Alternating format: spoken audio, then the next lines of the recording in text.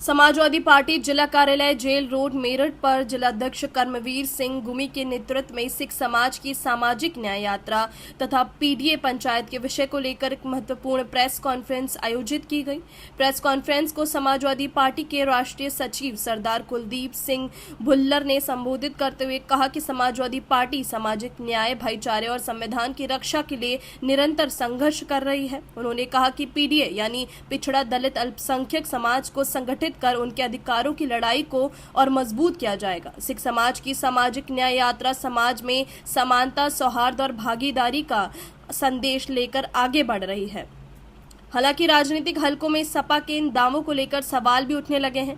विश्लेषकों का कहना है कि पीडीए और सामाजिक न्याय जैसे बड़े नारों के बावजूद जमीनी स्तर पर समाज के कई वर्ग अब भी बुनियादी समस्याओं से जूझ रहे हैं, जिससे पार्टी की नीतियों और उनके दावों के बीच अंतर साफ दिखाई देता है। प्रेस कॉन्फ्रेंस में पार्टी नेताओं ने वर्तमान सरकार पर किसानों, नौजवानों, व्यापारियों और अल्पसंख्यकों की लगातार उपेक्षा का आरोप लगाया, जिससे आम जनता परेशान है। वहीं राजनीतिक चर्चा यह भी है कि विपक्ष में रहते हुए लगातार आरोप लगाने के बावजूद समाजवादी पार्टी जन समस्याओं को लेकर कोई ठोस वैकल्पिक रोड मैप पेश करने में कमजोर नजर आती है। पार्टी की पीडीए पंचायतों और यात्राओं को भी केवल संगठनात्मक सक्रियता तक सीमित बताया जा रहा है। जिलाध्यक्ष कर्मवीर सिंह गुमी ने कहा कि समाजवादी पार्टी हमेशा सामाजिक न्याय और संविधान बचाने की लड़ाई में अग्रणी रही है। उन्होंने कहा कि भाजपा सरकार की जन विरोधी नीतियों से जनता त्रस्त है और आने वाले समय में पीडीए समाज एकजुट होकर अन्याय के खिलाफ आवाज बुलंद करेगा। उन्होंने सभी कार्यकर्ताओं से अपील की कि पार्टी की नीतियों एवं राष्ट्रीय अध्यक्ष अखिलेश यादव के संदेश को जन जन तक पहुंचाने का कार्य करें। मैं कुलदीप सिंह भुल्लर हूँ, राष्ट्रीय सचिव समाजवादी पार्टी पंजाब चंडीगढ़ का प्रभारी हूँ। मेरे तक पहुंचे हैं, क्या उद्देश्य है और क्या पूरा प्रोग्राम है? माननीय राष्ट्रीय अध्यक्ष श्री अखिलेश यादव जी के निर्देश पर हम लोग सिख समाज को पीडीए समाज में अपनी अहम भूमिका बनवाने के लिए और समाज को पार्टी के साथ ज्यादा से ज्यादा जोड़ने के लिए हम लोग उत्तर प्रदेश में सिख सामाजिक न्याय यात्रा के माध्यम से हम लोग आज मेरठ में पहुंचे हैं।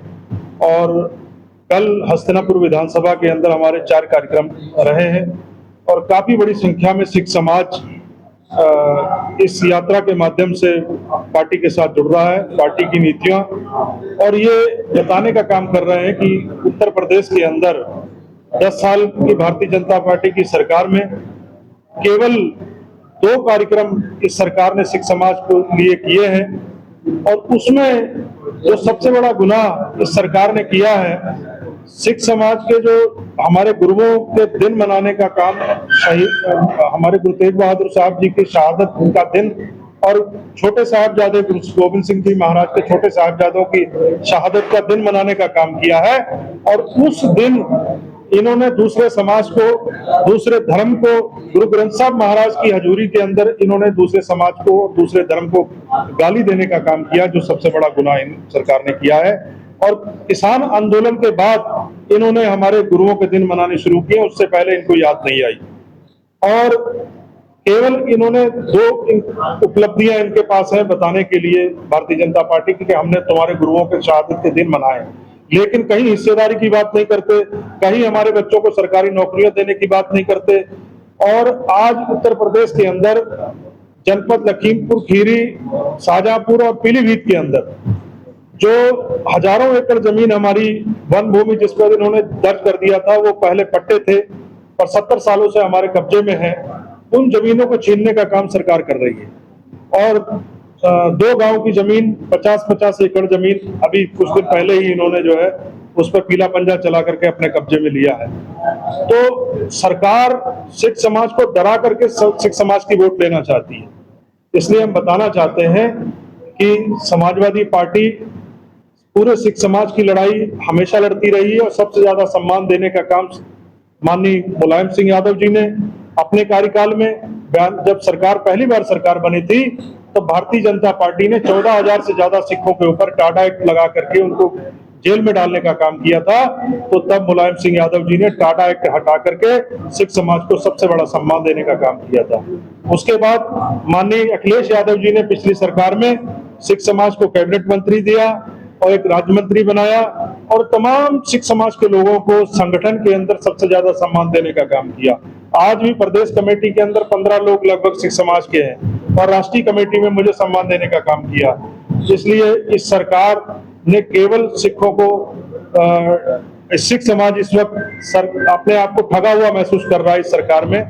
और सिख समाज के नेता अभी पिछले दिनों एक इन्होंने कैबिनेट में पास किया था, भू कानून एक इन्होंने पास किया था, उसमें इन्होंने देखिए, जब से हमारे राष्ट्रीय सचिव कुलदीप भुल्लर जी का मुझ पर फोन आया और इन्होंने बताया कि हम मेरठ में अपनी न्याय यात्रा लेके आ रहे हैं।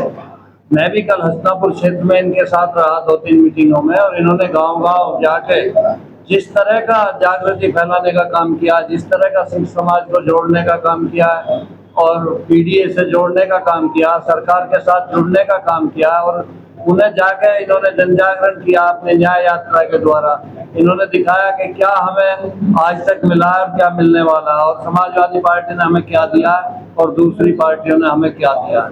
ये जन जागरण बहुत अच्छा इन्होंने चला रखा है और अभी इनका चलता रहेगा। कल मैं भी वहाँ से लौट आया था, बाद में भी इन्होंने 2-3 मीटिंग की है, और मेरठ में भी हमारी शाम के टाइम कैंट में इनकी मीटिंग है, और एक शास्त्री नगर में इनका मिनी मीटिंग का प्रोग्राम है, यहाँ भी चलता रहेगा।